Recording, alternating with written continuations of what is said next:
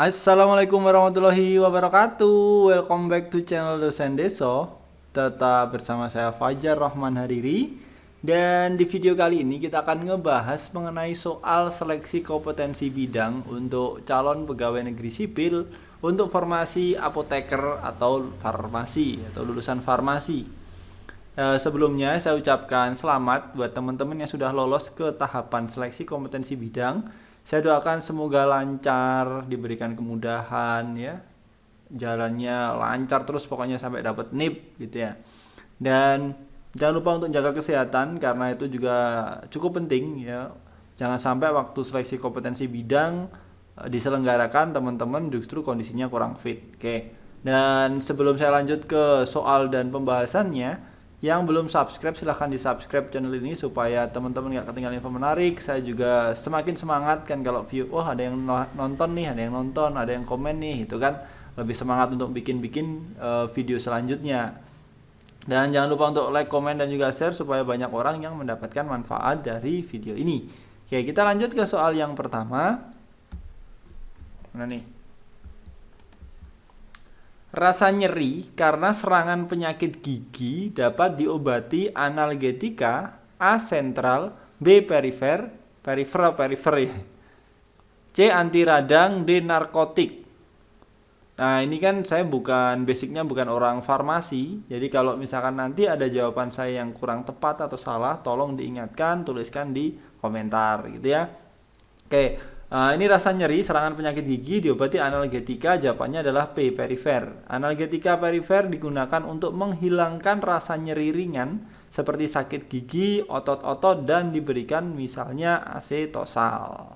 Oke, jadi jawabannya adalah B ya, perifer. Lanjut. Obat yang diperoleh langsung dari bahan dasar pengalaman dan dipergunakan dalam pengobatan tradisional disebut obat A. Tradisional, B. Asli Indonesia, C. Jadi, D. Esensial. Ini udah jelas kalau ini jawabannya adalah A ya, tradisional. Ini terdiri dari bahan dipergunakan dalam pengobatan tradisional. Bahan tradisional nih maksudnya nih, kurang nih saya nulis. Lanjut. Suatu larutan obat dalam larutan gula yang jenuh atau esens disebut A. Larutan, B. Sirup, C. Gel, D. Emulsi. Ini jawabannya adalah B. Sirup. Sirup adalah suatu larutan obat dalam larutan gula yang berlebihan atau jenuh atau esens. Oke, lanjut. Pemberian obat secara sublingual dilakukan dengan cara A. Obat yang diletakkan di bawah lidah sehingga berlangsung lendir ke aliran darah vena lidah. B. Jika pasien muntah, pemberian obat melalui dubur. C. Pemberian obat melalui mulut. D. Obat dalam bentuk silinder kecil dan dimasukkan di bawah kulit. Oke, sublingual ini adalah diletakkan di bawah lidah sehingga berlendir ke aliran darah vena lidah. Jadi jawabannya A. Jadi nanti kalau obatnya diletakkan di bawah lidah, nanti akan terjadi serapan oleh lendir ludah dan berangsur-angsur terjadi serapan oleh pembuluh vena lidah. Oke, jawabannya adalah A ya. Lanjut. Keunggulan pemberian obat secara route oral adalah A. Memungkinkan obat berdifusi ke dalam kapiler secara langsung maksimal ke dalam sirkulasi sistem sistemik. B. Absorpsi terjadi di lambung oleh asam. C. Absorpsi langsung masuk ke sistemik dan mencapai target site. D. Absorpsi terjadi lambat dan konstan. Nah, secara route oral keunggulannya adalah B ya. Jadi terjadi di lambung oleh asam route oral pada usus absorpsi lebih cepat karena dicapai melalui lipatan mukosa. Lanjut. Reaksi dari obat yang mampu mengikat asam lambung berlebih dalam tubuh adalah termasuk dalam proses mekanisme kerja obat secara A. Fisika, B. Kimia, C. Metabolisme, D. Persaingan. Jawabannya adalah B. Kimia. Asam lambung berlebih dalam tubuh dapat diikat natrium bikarbonat atau MgOH2 dalam lambung dengan reaksi netralisasi kimiawi. Jadi jawabannya adalah B. Kimia. Lanjut. Contoh terapi obat yang bersifat menghilangkan penyebab penyakit, khususnya pemusnahan kuman-kuman penyakit adalah akemoterapeutika. Sorry ya, ini bukan orang farmasi, nggak bisa nyebutnya ini. Akemoterapeutika. B. Rematik. C. Obat jantung. D. Pemberian insulin. Jawabannya adalah A ya, kemoterapeutika. Terapi kemoterapeutika termasuk terapi kausal di mana hanya menghilangkan penyebab penyakit seperti penghilangan kuman atau parasit. Lanjut.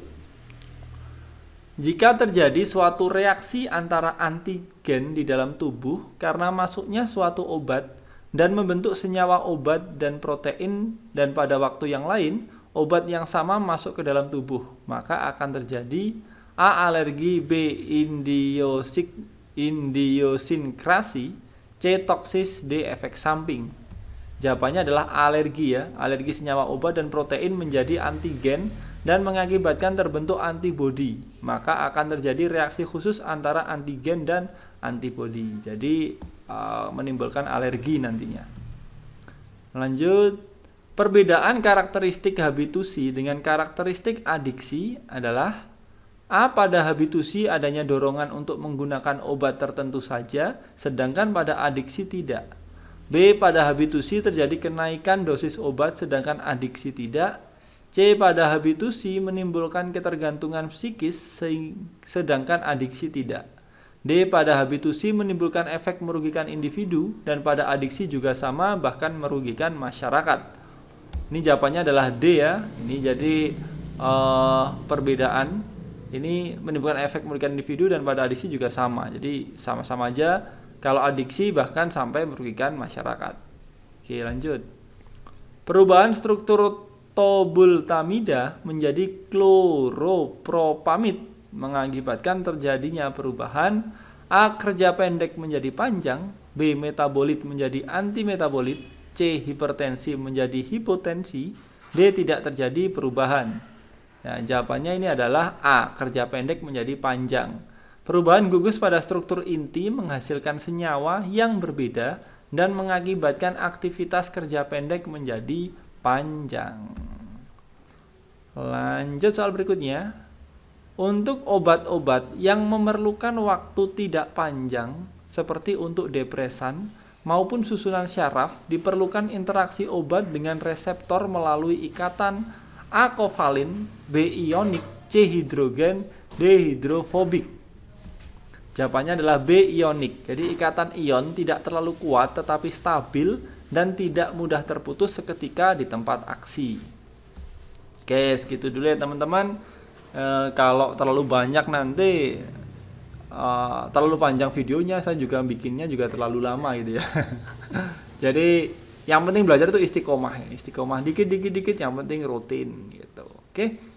Semoga video ini bermanfaat. Yang belum subscribe silahkan di subscribe channel ini ya, di share ke teman-temannya. Ini ada channel bagus nih, dosen Dison nih, subscribe gitu ya. Jangan lupa untuk like, komen, dan juga share supaya semakin banyak orang yang mendapatkan manfaat dari video ini. Yang mau follow IG saya di @dosendeso. Oke, sekian untuk video kali ini. Kurang lebihnya mohon maaf. Assalamualaikum warahmatullahi wabarakatuh. Bye.